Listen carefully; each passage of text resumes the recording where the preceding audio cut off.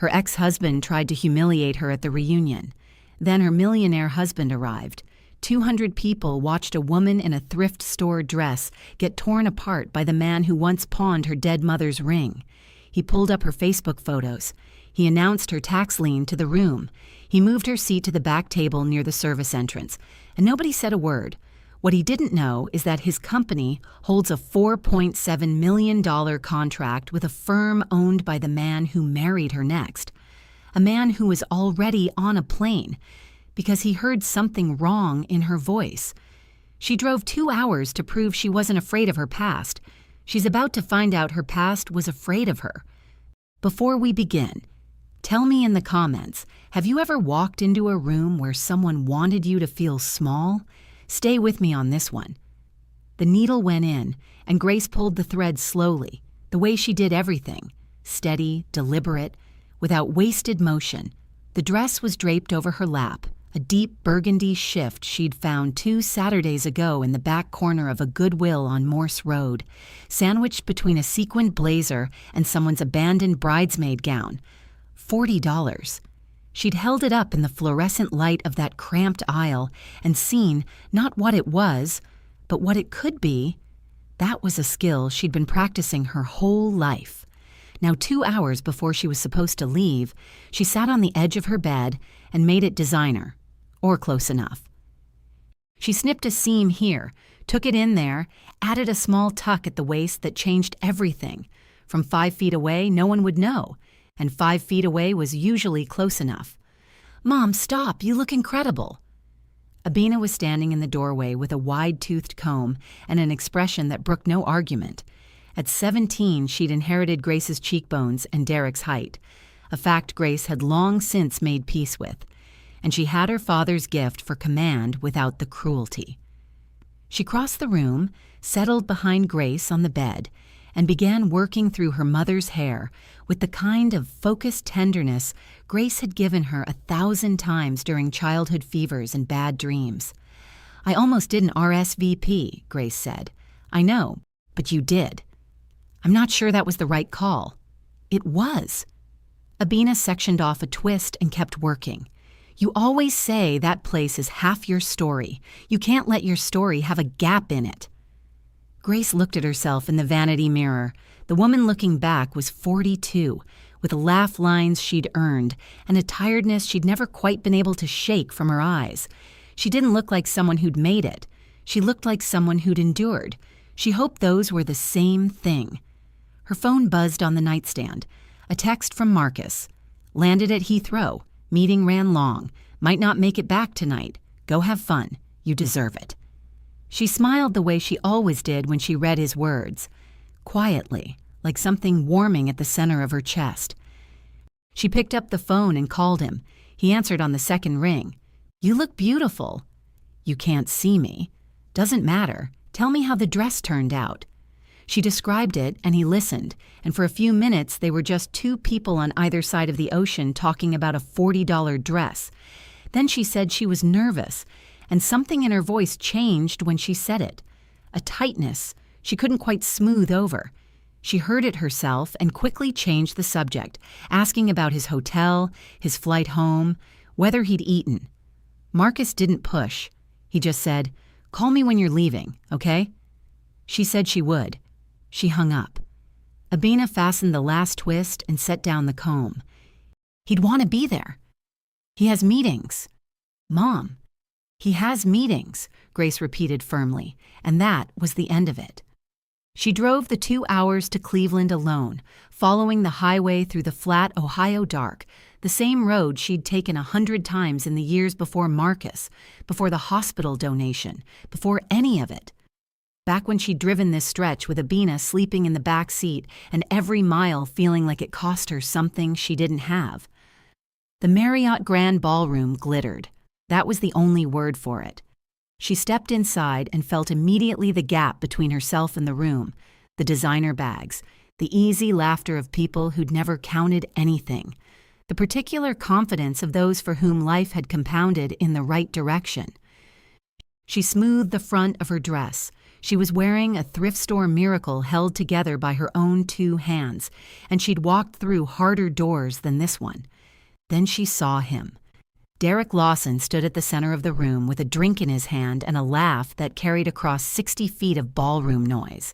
He was wearing a suit that probably cost more than her monthly grocery budget, and he wore it the way he wore everything, like it was proof of something. He was already the loudest person in the room. He turned and their eyes met and his expression shifted. Not surprise, exactly. Something more deliberate than surprise. Something that had been waiting. Grace stood very still in the entrance of the ballroom, the chandelier light warm on her face, and said quietly to no one, 2 hours. You can do 2 hours. He was already walking toward her. He crossed the room like a man who owned it, which was Derek's default setting, arms slightly away from his sides, chin tilted just enough, tugging at his left cuff as he walked. That cuff. She'd forgotten about that cuff. She'd spent 7 years watching him tug at it whenever he wanted people to notice his watch, his jacket, his arrival. Grace Okafor. He said it with a grin, her maiden name, not her married name. And the choice was not accidental. I cannot believe you're actually here. Derek. She kept her voice even. You look. He paused, letting the pause do its work. The same. Exactly the same. He said it warmly. The warmth was the weapon. He touched her elbow like they were old friends, steering her gently into the room's sightline. Did you drive up from Columbus? That little Honda still running? It runs fine. Huh. Good for you. He said it to the air around them, not to her. Denise appeared from nowhere. Bless her, she always had, stepping into the gap with wide eyes and open arms and a voice like a shield. Grace. Baby, you look amazing. Oh my God. She pulled Grace into a hug that lasted long enough to be a message. Then she turned to Derek with a smile that didn't reach her eyes. Derek. Still organizing everything, I see. Somebody has to. He smiled back. Same warmth. Same weapon. Then someone called his name from across the room and he excused himself, and Denise gripped Grace's arm and murmured, Stay close to me tonight. Grace never got the chance to answer. Derek was already at the front of the room, already reaching for the microphone, already filling the ballroom with that voice she'd spent 12 years trying to stop hearing in her sleep. Can I get everyone's attention? Come on, 2 minutes, I promise. The room quieted the way rooms always quieted for Derek, because Derek made it very clear that not quieting was not an option. Grace watched him from across the ballroom and breathed. 20 years, he said, shaking his head with practiced emotion. 20 years since we walked across that stage in Garfield Heights. And look at us. He swept his arm across the room. Most of us did all right, didn't we? Careers, families, success, the whole picture. Laughter, applause. But I want to raise a glass to the ones who remind us where we came from. His eyes found Grace across the room with the precision of a man who had rehearsed this exact moment. To the scholarship kids, the ones who reached a little above their station and found out, well, life is complicated, isn't it? A few chuckles. Someone behind Grace whispered something she didn't catch. We still love you, Gracie. We're just glad some of us landed on our feet. He raised his glass. 200 people shifted uncomfortably. Some laughed, a nervous social laugh, the kind that fills silence. Others went very still. Grace went still too, but not the way they did. She stood with her back straight and her chin level and her hands loose at her sides. Her pulse hammered against her ribs. Heat prickled the back of her neck. And she thought, with a clarity that surprised her, Don't you dare give him a reaction. Don't you dare. Near the back of the room, Derek's girlfriend Megan held up her phone, its camera eye fixed and steady. Grace said nothing. She moved nothing. She gave him nothing. At Heathrow Terminal 5, Marcus Williams sat in a departure lounge chair and replayed the call in his head for the 4th time. I'm fine, it's just a reunion. The way her voice had tightened on the word, just. The way she'd changed the subject. He knew that voice. He'd been listening to it for 5 years. Every tired night after a double shift, every careful sentence about money, every moment when she thought she should be stronger than she felt. He knew the difference between fine and fine. He pulled up his airline app. There was a direct flight to Cleveland departing in 40 minutes. He texted Grace, landing early, coming straight there. He was already on his feet, walking toward the gate. She found the table in the third row from the left, the one with her name card still in its little plastic holder, and sat down.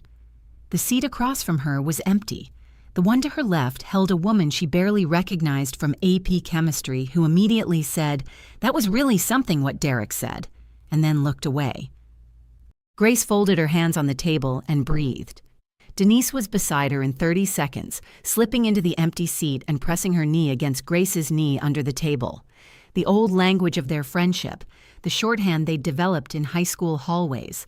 "I'm here. I'm with you."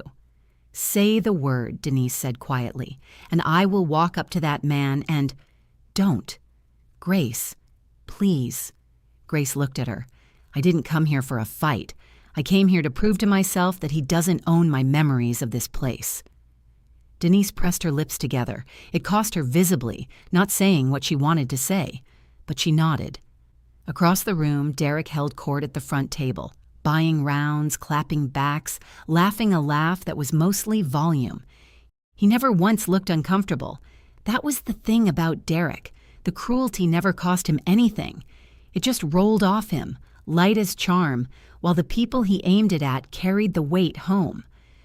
Grace knew this better than anyone in the room. She'd married him at 23, when he was still a junior sales rep, with a smile that made you believe things. She'd believed a lot of things. Then she'd found the P.O. box, a plain brown envelope tucked behind their wedding photo, addressed to a creditor, and inside it the full architecture of his secret. $47,000 in credit card debt, layered across 4 accounts she'd never seen, spent at tables and racetracks, and one very expensive trip to Vegas she'd thought was a sales conference. She'd stood in the post office parking lot with the envelope in her hands and felt the floor of her life give way. The ring was the thing she never quite got past. Her mother's ring. A simple gold band that had passed through her grandmother's hands and her aunt's hands before landing in Grace's. Derek had pawned it without asking, without telling. She found out from the receipt that fell out of his jacket pocket while she was doing laundry. He'd gotten $80 for it.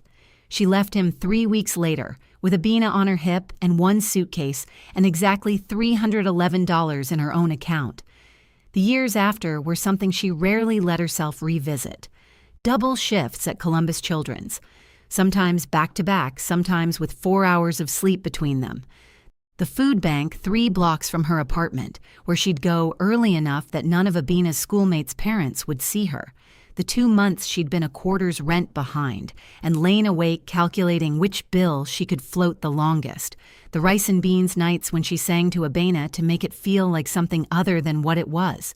She had survived all of it. She had rebuilt all of it, brick by careful brick, until the walls held and the roof stayed on and Abina slept without worry under it. And Derek had never once asked what it cost. He was crossing the room toward her now, Megan at his elbow, that smile spreading across his face like a weather system rolling in. "Grace, come on," he said, loud enough for the tables around them. "Don't sit back here all by yourself. Come sit with the grown-ups up front." He gestured toward the main tables where his crowd was waiting, where there would be an audience. Grace looked at him.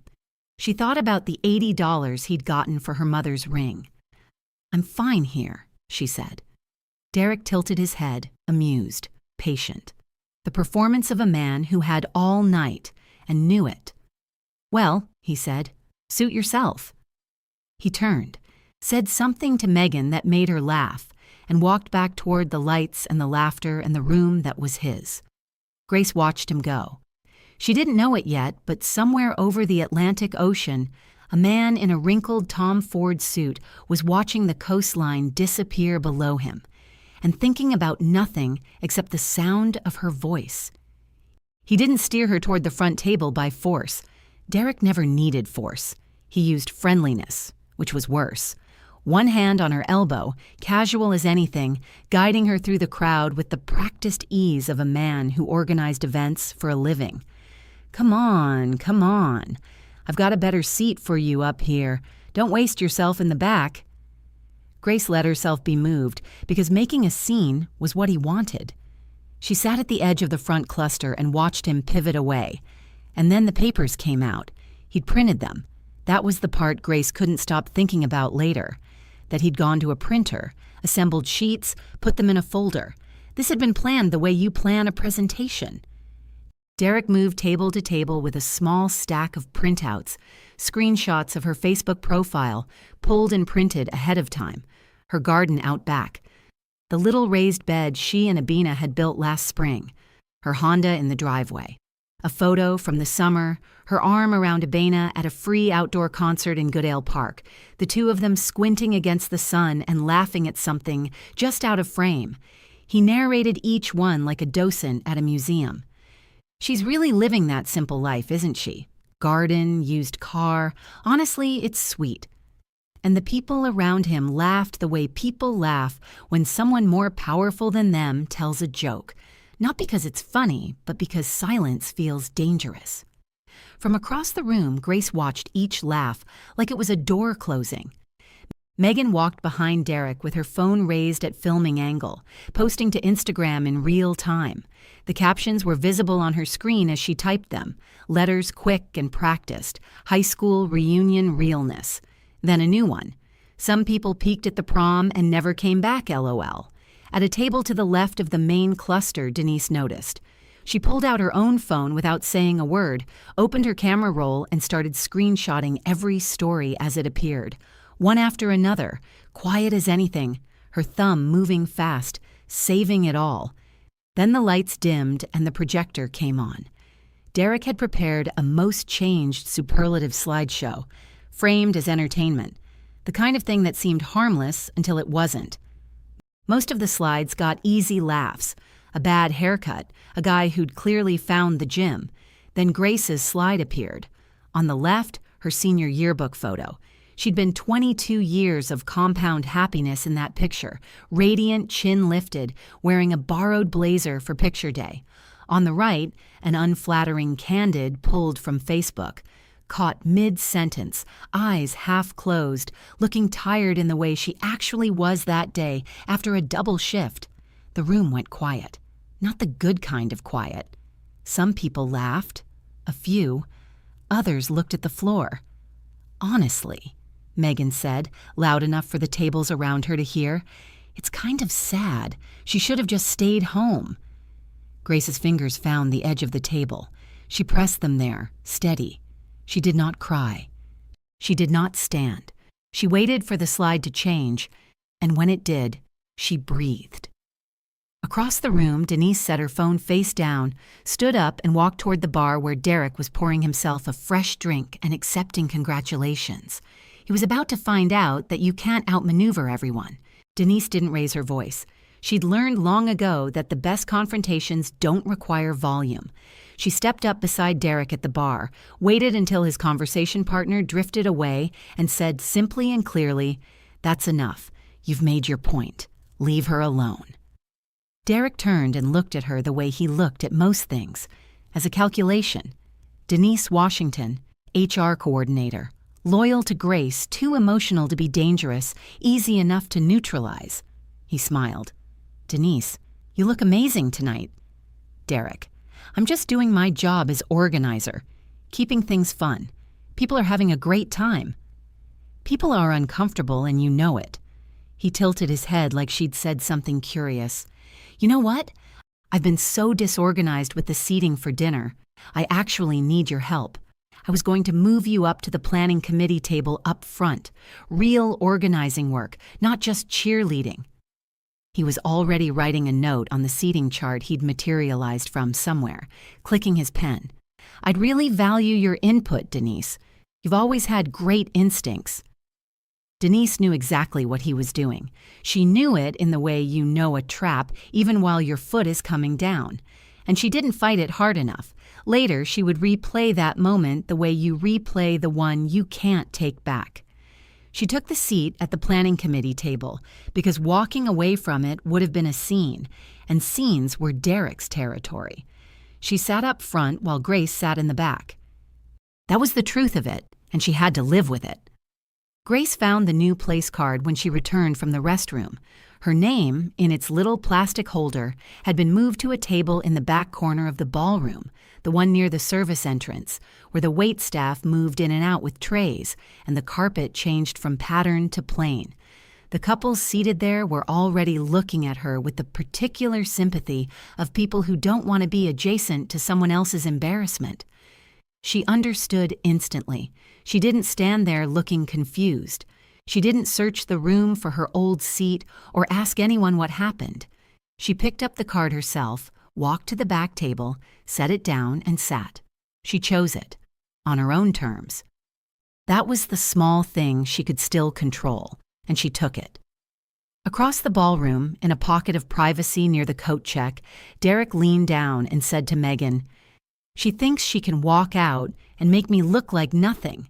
12 years ago, she embarrassed me in front of my father, my brother, my whole family. Tonight, she sees what that feels like." Megan touched his arm.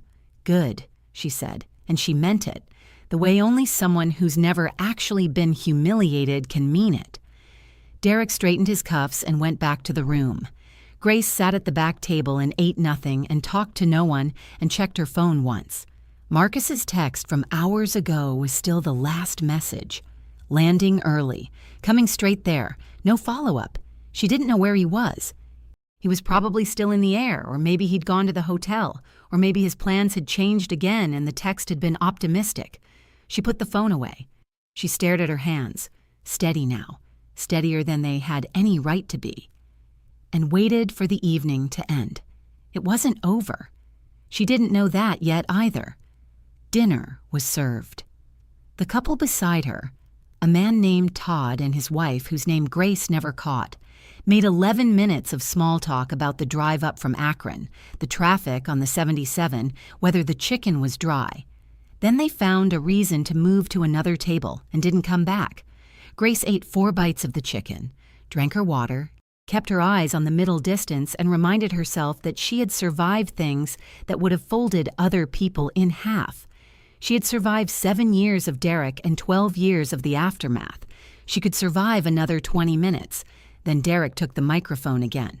"Sorry to interrupt dessert, but I've got one more fun update for the group. You know me, always one more thing." Laughter from the front tables. He tugged his left cuff with 2 fingers, the old reflex. "So, in the spirit of keeping it real tonight, I want to share something I came across. Did you know that our girl Grace had a tax lien filed against her apartment a few years back?" He said it with the warm concern of a man sharing a cautionary tale. "I just think it's so important to be smart with our finances as we get older, you know? Some of us learned that the hard way." The room murmured, heads turned, and the terrible, awful thing, was that it was true.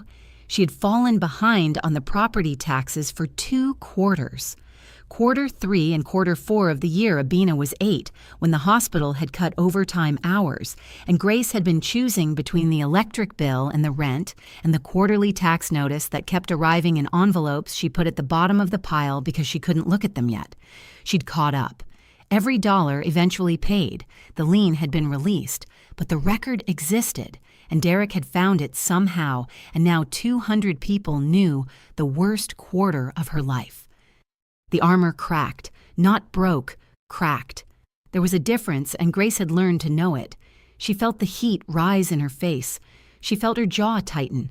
She thought of Abena at 7 years old, sitting at the kitchen table with a bowl of rice and beans in front of her, and Grace singing to make it feel like an adventure instead of a crisis. "You are my sunshine, my only sunshine." She had sung it soft and slow, and Abina had swayed in her chair and sung it back, and neither of them had cried, and Grace had made a promise to herself, sitting in that kitchen under the flickering overhead light, I will not let him take anything else from her. She stood up. Derek was still talking when she crossed the room, and she didn't interrupt him, didn't raise her voice, didn't make it a performance. She simply stood at the edge of his space and waited until he paused. And then she said, quietly enough that only the nearest tables heard it, but clearly enough that no one could mistake the words, "You pawned my mother's ring to cover a gambling debt. That's the man giving financial advice tonight." The silence that followed was different from the earlier silences. This one had weight. Derek's smile faltered, just a flicker. A half second where the performance slipped and the man underneath it was visible. Then he laughed, said something about how she always had a sense of humor, and turned back to the room. But the flicker had happened. She'd seen it, and that was enough. Grace picked up her clutch, pushed her chair in, small dignities mattered, and walked toward the exit. She had said what she needed to say. She was done. She didn't know that the doors were about to open from the other side.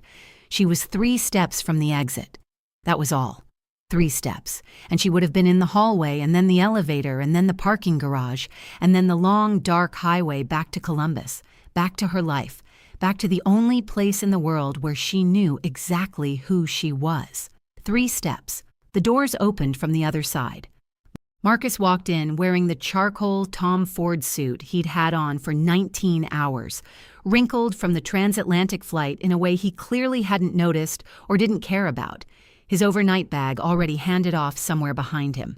He wore his glasses and a look of focused calm, the same look he wore in every boardroom, every negotiation, every moment where other men might reach for volume and he reached for stillness instead.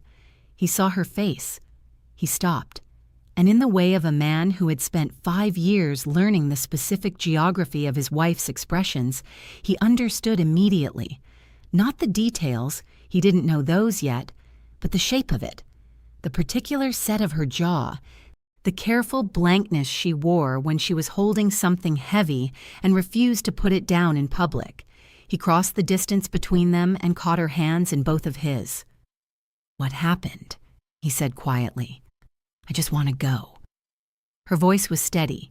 She'd kept it steady all night, and she wasn't stopping now. Marcus looked past her shoulder into the ballroom.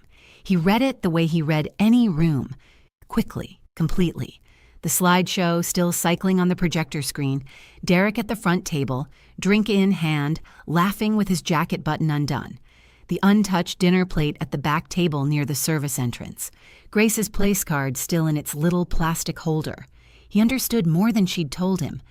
That was the thing about Marcus. He didn't need everything explained. Then Denise was there, appearing at Grace's side like she'd been watching the door all evening. Maybe she had. And the words came out of her in a controlled rush. The toast, the Facebook printouts, the slideshow, the seat reassignment, the tax lien announcement, each one landing like an item on an invoice being read aloud. She pressed her phone into Marcus's hand and showed him the screenshots, Megan's Instagram stories, time-stamped, preserved, every mocking caption still visible in the saved images.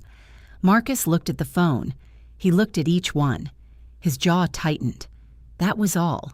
Just a slight shift at the hinge, a small closing.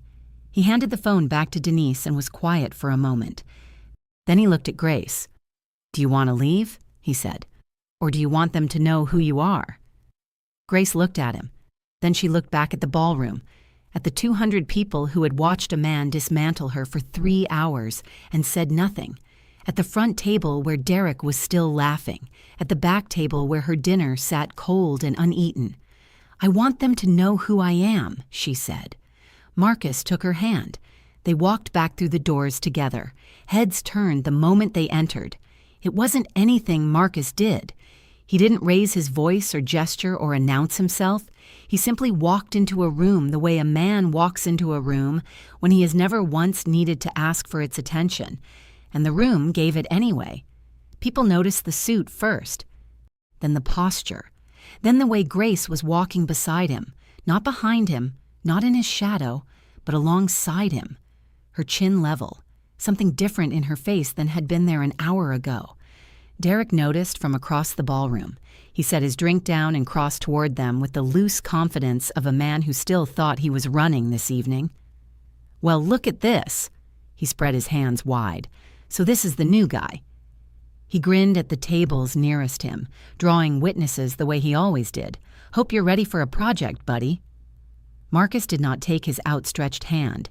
He said, "Marcus Asamoah Williams." Calm, complete, like a statement that required no response. Derek's grin held. The name meant nothing to him. Grace had no social media presence to speak of, and Marcus had even less, by design. He'd never seen the name in a headline, never had a reason to look. But Vanessa Chen had. Vanessa was sitting 4 tables away in her silk blouse and structured blazer, and she worked in corporate finance in Cleveland, and some names lived in her world whether she went looking for them or not. She went pale. She grabbed her phone from the table and typed fast, and then she turned the screen to the woman next to her without a word, and that woman's mouth fell open, and she grabbed her own phone. The ripple moved through the room the way a ripple moves through water. Outward, unstoppable, table by table, screen by screen. People Googling the name, people turning phones to show each other, people looking up at the man standing at the center of the room and then back down at the Forbes profile loading on their screens. $2.3 billion, 14 countries, founder and CEO of Azimuth Infrastructure Group. The photo, a match for the man in the wrinkled charcoal suit who was standing in front of Derek Lawson and looking at him with the particular patience of someone who has all the time in the world and knows it. Derek felt the energy shift before he understood it. He saw the phones. He saw Vanessa's face. He pulled out his own phone slowly, typed the name in, and waited for the page to load. The color left his face. "You're—" He looked up, down at the screen, up again. "That's," Marcus said, "I'm Grace's husband, and I believe you have something to say to her." Derek said nothing. 200 people were watching. And for the first time all evening, the room was entirely, completely silent. Derek's mouth opened. Something tried to form. A joke, a pivot, a reframe. He'd spent his whole career talking his way out of things, and the machinery was still turning, still searching for the angle. "I mean, congratulations, man. Grace clearly did great for herself. We're all happy for her." Marcus let the words land and dissolve. Then he turned away from Derek entirely. He faced the room, all of it. 200 people in their reunion finery, phones lowering slowly, the projector still casting soft light across the back wall. He spoke the way he always spoke, measured, unhurried, each word placed where it needed to go. "Grace asked me not to come tonight," he said. "I want you to understand that. She didn't tell me who would be here or what he'd planned. She drove 2 hours alone because this place is part of her story, and she didn't want to win an argument with money. That's the first thing you should know about her." The room was still. Not nervous, still. Something else. The second thing. He paused. Last year, the pediatric ward at Columbus Children's Hospital was renovated. $500,000. New equipment, new infrastructure, a better environment for sick children and the people who care for them. There is no plaque on the wall. There's no donor listing. Grace wrote the check. She told the hospital not to use her name, and she went back to work the next day as if nothing had happened. Because for her, nothing had. It was just the right thing to do. Someone near the back made a small sound. She works weekend shifts at that hospital that she's never been paid for. Volunteer hours, logged under her badge number, consistent for the last 4 years. She drives a Honda Civic because she calculated what she'd spend on a different car and decided that money was more useful in a fund she set up for families who can't cover their children's medical costs. He let that settle. She told me once that she learned how to do more with less when she had no other choice. She never stopped, even when she did. Across the room, Derek stood very still. The performance had gone out of him. He looked smaller than he had all evening, not because anything had been taken from him, but because the room was no longer his. Marcus looked at the 200 people in front of him. "She asked me not to come tonight," he said again. "Not because she was ashamed of where she came from, but because she never wants to win an argument with money." He paused once more. That's who you laughed at." Grace stood beside him, her hands loose at her sides. She hadn't said a word. She hadn't needed to. Tears moved down her face, not the shaking, breaking kind, but the quiet kind. The kind that comes when something you've carried alone for a very long time is finally set down in front of other people and called what it is, worthy. Marcus let the silence hold for one long moment. Then he turned, slowly, and looked directly at Derek Lawson. The room held its breath. Marcus reached into his jacket pocket and took out his phone. He didn't hurry. He found the number, pressed call, and when the line picked up on the second ring, he held the phone out so the room could hear it. Both sides. All of it. Priya. His voice was the same as it always was. Level, unhurried, as if he were placing a routine call from his desk on a Tuesday morning and not standing in a ballroom of 200 people staring at him in silence. "I need you to initiate a full vendor review on Pharmavance, Midwest Regional Accounts, Monday morning, first thing." A brief pause. Then a woman's voice, clear and professional. "Understood. I'll flag it tonight and have the team ready to begin Monday. Any specific concerns to note in the file?" "Character of personnel involved," Marcus said. "That'll be sufficient for now. Consider it done." He ended the call and put the phone back in his pocket. Derek stood very still. The color that had drained from his face hadn't come back. His mouth was slightly open, and for the first time all evening, he had no performance ready. No pivot, no joke, no backslap to offer. The machinery had simply stopped. Pharmavance held a $4.7 million annual contract with Azimuth Infrastructure Group. Derek hadn't known that. He'd never looked.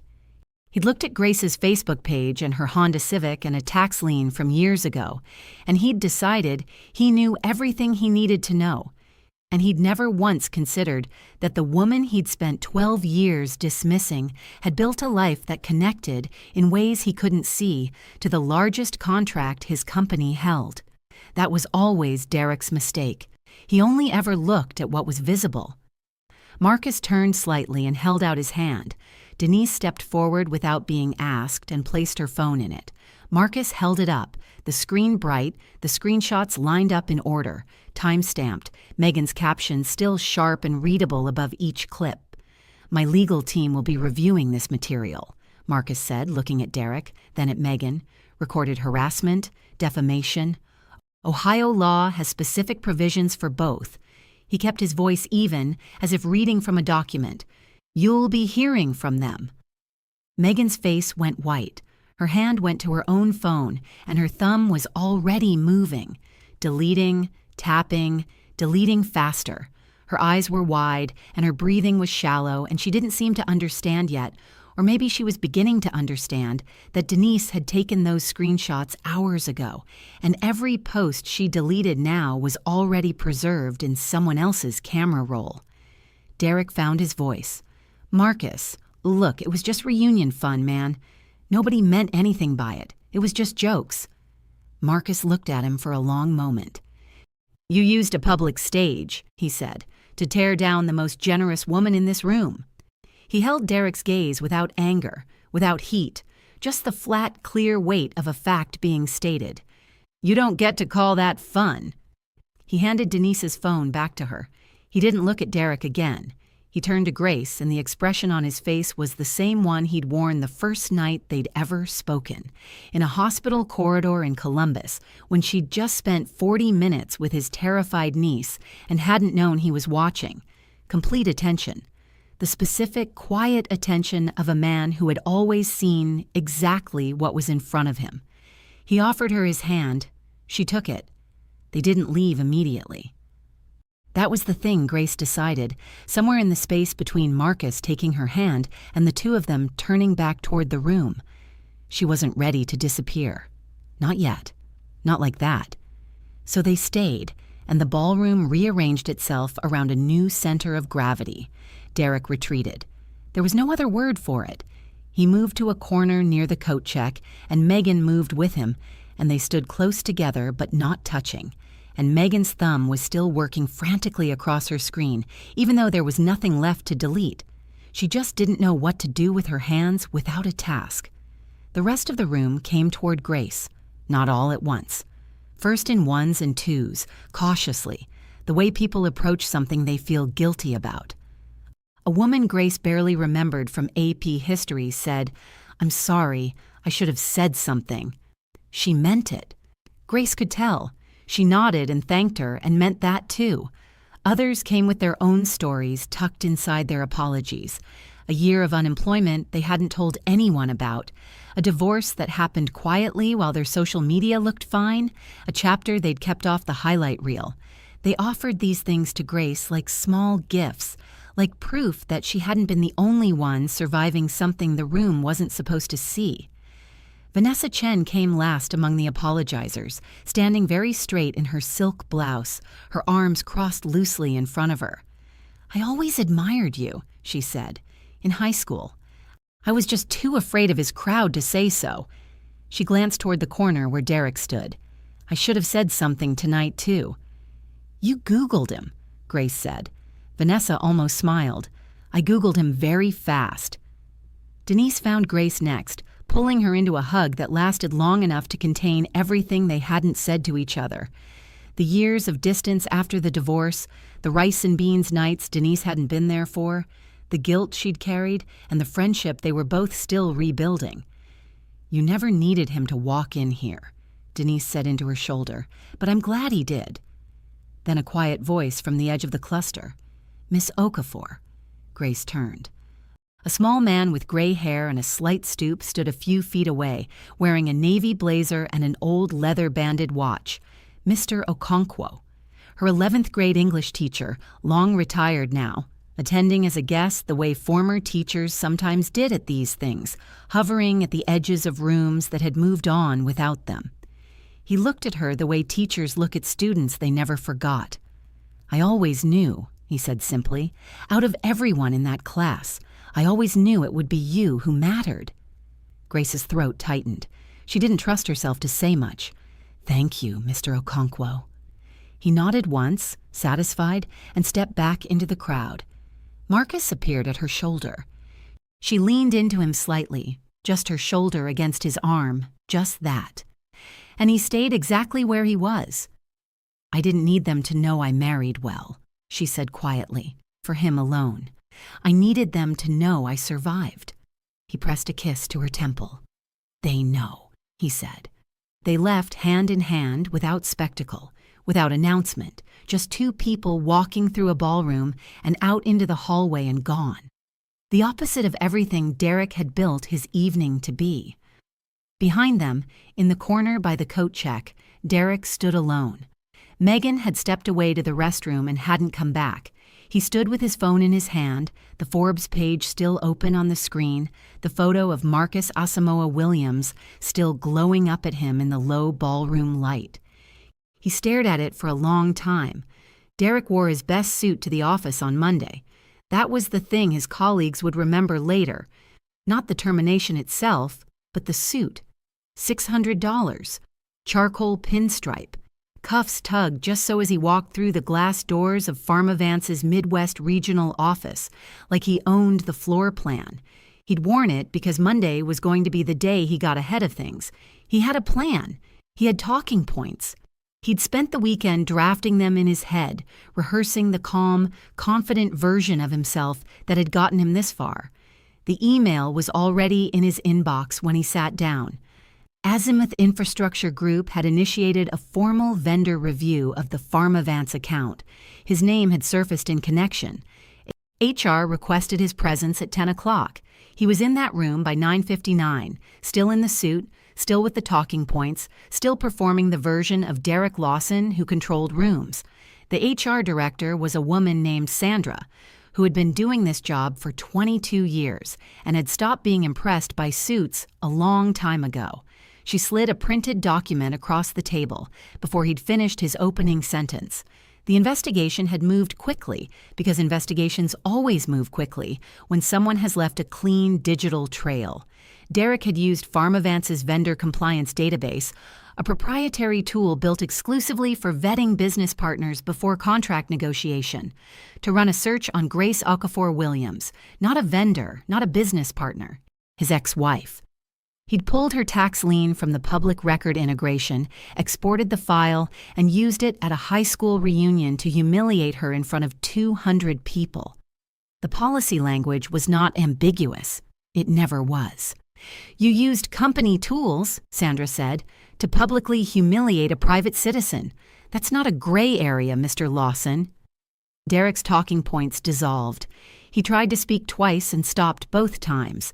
His hands, usually so practiced and still in meetings, were pressed flat on the table in a way he didn't seem to notice. He was terminated for cause before noon, escorted out by Wednesday with a cardboard box and his building badge deactivated before he reached the lobby. Megan didn't call. She texted. 3 sentences, sent Thursday morning while Derek was still sitting in his apartment in yesterday's clothes trying to figure out what came next.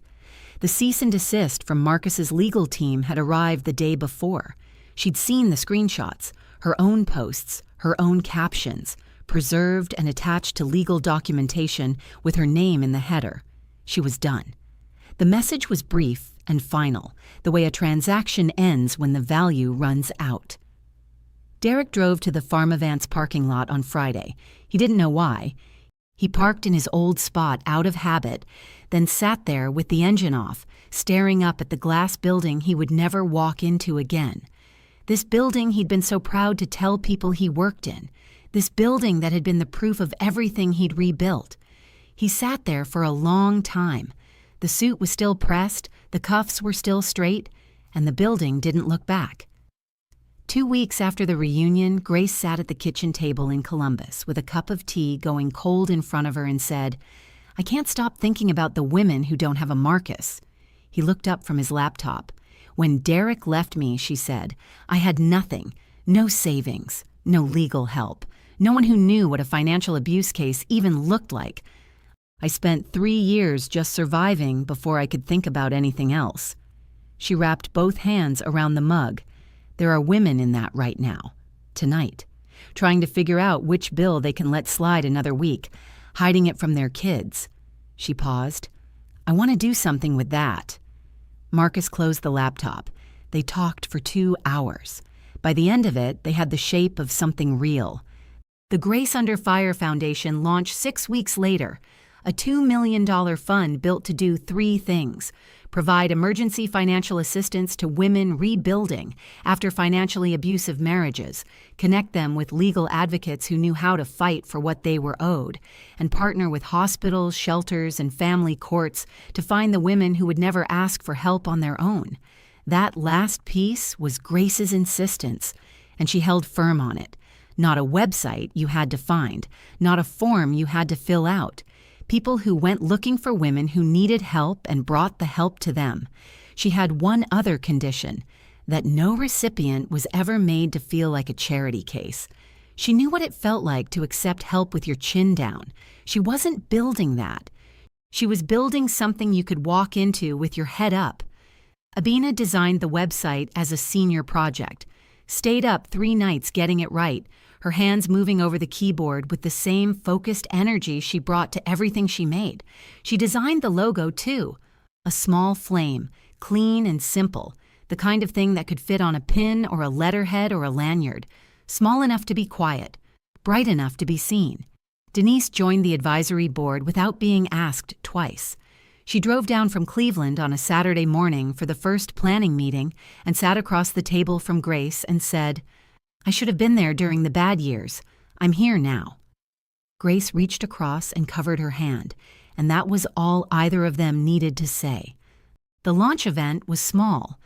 A conference room at a Columbus community center, folding chairs, coffee and paper cups. Grace stood at the front and looked at the 15 people who'd shown up. Social workers, a family court judge, 2 attorneys who'd agreed to donate hours, and Abina in the back row with her laptop open, fixing something on the website in real time. "Someone once tried to make my worst years into a joke," Grace said. "This is what those years actually built." Nobody clapped right away. They just sat with it for a moment, the way you sit with something true. 18 months later, the foundation had helped 340 women across Ohio. 340. It was a Tuesday, regular as any other. Grace walked into Columbus Children's Hospital at 6:55 in the morning, the way she had for 12 years. Badge clipped to her lanyard, scrubs pressed, hair pulled back. One small addition: the flame pin Abina had designed, fastened just below her badge. It caught the light when she moved, but only a little. That was exactly how she'd wanted it.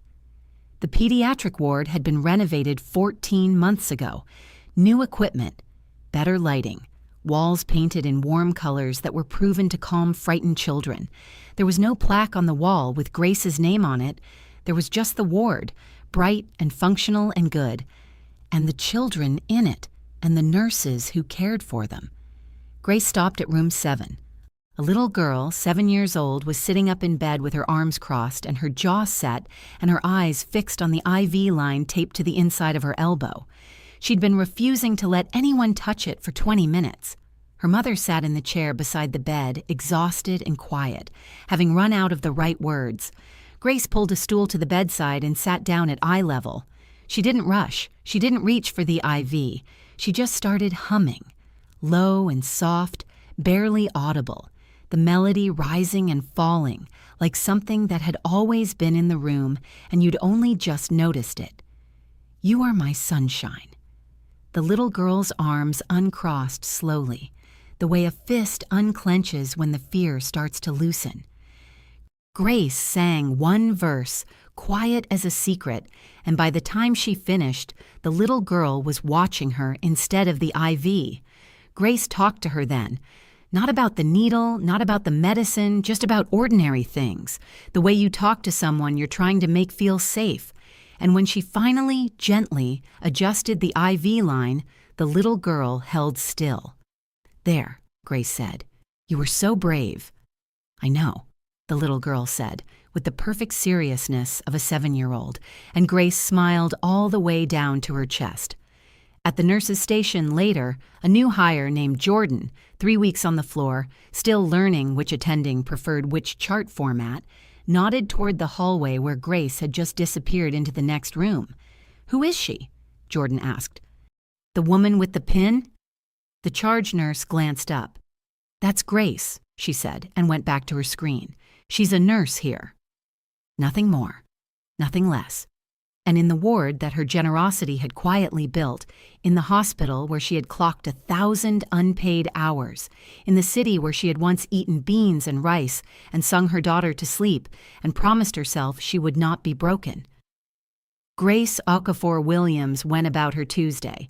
Real power was never the suit Marcus wore or the contract he pulled.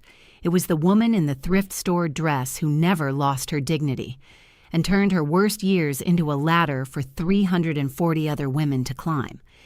If you know someone who needs to hear that their worth was never measured by the people who underestimated them, send them this story. They deserve to know.